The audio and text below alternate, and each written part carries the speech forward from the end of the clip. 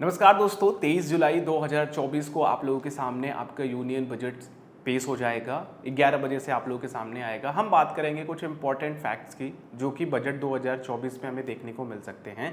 अभी देखिए, सारी बातें ही हो सकती हैं क्योंकि हलवा सेरेमनी ये सारी चीज़ें होती हैं, तो किसी को भी बजट की जानकारी होती नहीं है। बट उड़ती उड़ती चीज़ें जो खबरें चलती हैं मार्केट में, हम लोग उसी पर डिस्कशन करते हैं और अपने आप को थोड़ा सा सांत्वना देते हैं कि हाँ, इस तरह के अपडेट्स की एक्सपेक्टेशन करी जा सकती है।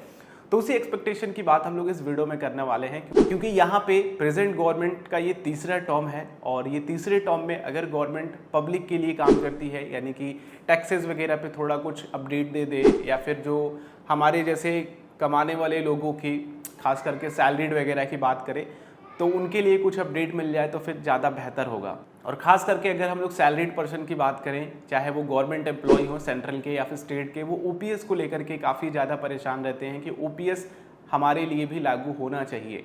तो आइए इस पे कुछ बातें करते हैं, क्या क्या चीज़ें चल रही हैं, क्या मार्केट में लोग बात कर रहे हैं, जिससे कि हमारी एक्सपेक्टेशन को थोड़ी सी और उम्मीद मिल जाए, भले ही 2024 के इस बजट में हमें अपडेट मिले या ना मिले। देखिए, सबसे बड़ी चीज़ कि गवर्नमेंट कुछ महिलाओं के लिए योजनाएं लेकर के आ सकती है, क्योंकि अगर हम बात करें इनके विपक्षी पार्टी की, तो विपक्षी पार्टियों ने महिलाओं पे फोकस्ड करके एक स्कीम की बात करी थी। तो मुझे लगता है कि गवर्नमेंट थोड़ा सा इंस्पायर्ड होकर के आप लोगों के लिए, खास करके जो वर्किंग प्रोफेशन की हैं, या फिर अगर हम बात करें जो हाउस वाइफ्स हैं, या फिर जो भी जिनकी शादी नहीं हुई है, तो ऐसे कुछ करके योजनाएं आ सकती हैं इस तरह की महिलाओं के लिए।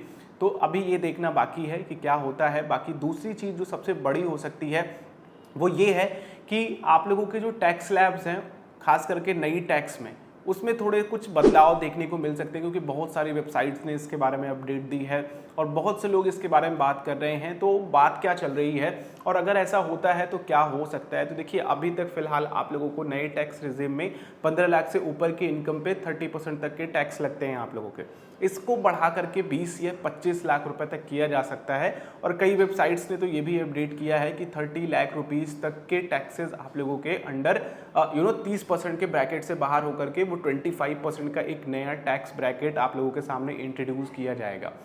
देखना ये है कि क्या होता है। बाकी मुझे तो बहुत कम उम्मीद है कि न्यू टैक्स रिजीम में ऐसा कुछ अपडेट मिलने वाला है, बट अगर मिल जाएगा तो बहुत ज़्यादा हेल्प होगी। और ख़ास करके जिनकी इनकम कम है, 5 से 10 लाख के बीच में जो कमाते हैं, उनके लिए काफ़ी बड़ी राहत हो जाएगी। खास करके गवर्नमेंट टीचर्स की बात करें या फिर प्राइवेट जॉब करने वालों की बात करें तो उनके लिए बहुत ही ज़्यादा राहत की बात होगी। अगर जिनकी भी इनकम 5 से 10 लाख के बीच में, इवन 15 लाख वालों के लिए भी काफ़ी ज़्यादा राहत की बात रहेगी। अगली अपडेट जो आप लोगों को मिल सकती है वो एमएसएमई और ख़ास करके जो आप लोगों को मुद्रा लोन मिलता था, उसकी जो लिमिट है वो डबल करी जा सकती है। एमएसएमई में भी आपका 2 करोड़ जो था उसको बढ़ा करके 5 करोड़ किया जा सकता है, क्योंकि पिछले साल देखा जाए, इनके पिछले टर्म्स में तो काफ़ी एमएसएमई बिजनेसेस निकल करके आई हैं और कई सारे एमएसएमई बिजनेसेस ने काफ़ी अच्छा परफॉर्मेंस किया और मार्केट में भी लिस्ट हुई हैं। तो इनके लिए कुछ अपडेट आप लोगों के सामने देखने को मिल जाए। एंड टैक्स की बात छिड़ी रही है तो स्टैंडर्ड डिडक्शन जो आप लोगों का 50,000 रुपये है उसको बढ़ा करके 1 लाख किया जा सकता है। और सबसे बड़ी चीज़ जो अंडर 80C, जो कि काफ़ी बड़ा एक ब्रॉड सेक्शन माना जाता है इन्वेस्टमेंट्स में, जहाँ पे हमें 1.5 लाख तक की छूट मिलती है। इसमें हर तरीके के इन्वेस्टमेंट, आप लोगों की सेविंग्स, इवन आप लोगों के इंश्योरेंसेस भी कवर हो जाते हैं अंडर 80C। तो गवर्नमेंट अगर इसको लेकर के थोड़ा सा बदलाव करे, जैसे कि 1.5 लाख से 2 लाख भी अगर लिमिट बढ़ा देना, तो थोड़ी लोगों की सेविंग और बढ़ जाएगी। इससे लोगों को थोड़ा और मोटिवेशन मिलेगा कि हम अंडर 80C और बढ़ा सकते हैं।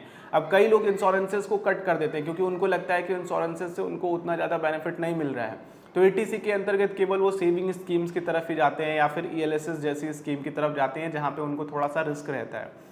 बट अगर ये थोड़ी सी लिमिट बढ़ जाती है, 1.5 से 2 लाख हो जाती है, या फिर 2.5 लाख या फिर 3 लाख कर देती है गवर्नमेंट, तो कहीं ना कहीं इस अंडर 80C में लोगों की जो फाइनेंशियल प्लानिंग है वो और अच्छी हो पाएगी और लॉन्ग टर्म में लोग और अच्छा पैसा सेव कर पाएंगे, क्योंकि उनको काफ़ी अच्छा खासा टैक्स बेनिफिट यहाँ पे देखने को मिल जाएगा।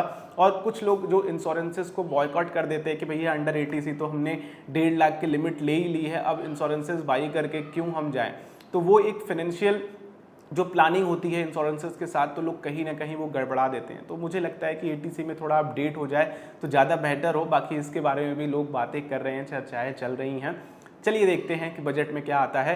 बाकी जो सबसे बड़ी अपडेट जो कि उम्मीद करी जा रही है वो है एनपीएस को लेकर के, नेशनल पेंशन सिस्टम को लेकर के। इस नई स्कीम में, न्यू पेंशन स्कीम में ये कहा जा रहा है कि जो भी लोग एम्प्लॉई हैं, जो लोग भी एनपीएस के तहत अपने आप को रजिस्टर्ड कराएं, जो भी गवर्नमेंट एम्प्लॉई हैं, उनको उनकी सैलरी का लास्ट 40 to 45% पेंशन मिलने का एक प्रावधान, निश्चित प्रावधान किया जा सकता है। यानी कि अगर मान लो कि अगर आपकी सैलरी 1 लाख रुपए आपके रिटायरमेंट के समय पे है तो वो 40 से 45 हज़ार रुपये एक फिक्स्ड पेंशन मिलेगी, क्योंकि बहुत से लोगों का ये मानना है कि उनको उनकी सैलरी उनके ओहदे के अकॉर्डिंग नहीं मिल पा रही है। ऐसे बहुत सारे केसेस निकल करके आए हैं जिसमें कि उनकी सैलरी जो थी 1.5 से 2 लाख रुपए थी, लेकिन जब उनकी पेंशन एनपीएस के थ्रू आ रही है तो वो पेंशन उनको 20 से 25 हज़ार रुपये मिल रही है, 30 हज़ार रुपये मिल रही है। तो अगर एक रेशियो देखा जाए, जो कि अगर हम गवर्नमेंट जॉब की बात करते हैं तो हम सभी को पता है यार कि हम चाहते हैं कि हमारा एक बुढ़ापा सिक्योर्ड हो, प्लस हमारी एक जॉब सिक्योरिटी रहे। अधिकतर लोग गवर्नमेंट जॉब में, पब्लिक सेक्टर में इसीलिए जाते हैं। तो अगर इस चीज़ को लेकर के एक फिक्स्ड पेंशन मिल जाए 40 to 45% तक, तो बहुत ही अच्छा अपडेट रहेगा, खास करके जो एनपीएस सब्सक्राइबर्स हैं। तो ये कुछ मोटा मोटी जो खास करके जनरल लोगों के लिए, बाकी renewable energy, solar energy, MSMEs के लिए, साथ में आप लोगों के खास करके चाय पे आजकल काफ़ी चर्चाएं चल रही हैं, टी सेक्टर्स को लेकर के और रियल एस्टेट सेक्टर्स को लेकर के। इसमें कुछ बजट्स में एक्स्ट्रा प्रावधान डाले जा सकते हैं, कुछ एक्स्ट्रा बजट आप लोगों के लिए निकाले जा सकते हैं इस फाइनेंशियल ईयर के लिए। आप लोगों को क्या लगता है और किस तरीके के अपडेट्स मिल सकते हैं? और देखा जैसे कि आप लोगों ने शेयर मार्केट भी गिरा है, तो मुझे नहीं लगता कि बजट से ज़्यादा लोग एक्साइटेड हैं कि कुछ बहुत अच्छा मिलने वाला है। ठीक है, तो नीचे कमेंट करके बताओ आप लोगों को क्या लगता है कि बजट में और क्या अपडेट देने चाहिए या फिर क्या अपडेट्स हो सकते हैं। बाकी इस वीडियो में इतना ही है। अगर आप लोगों को ये वीडियो अच्छी लगी हो तो लाइक कीजिएगा, दूसरों के साथ शेयर करके उनको भी इस डिस्कशन में शामिल कीजिए। चैनल पर नए हैं सब्सक्राइब कर सकते हैं और बेल आइकन क्लिक करेंगे तो आने वाली वीडियोज़ की नोटिफिकेशन आ सकेगी। हम लोग नेक्स्ट वीडियो मिलते हैं। आप लोगों का दिन शुभ हो। जय हिंद।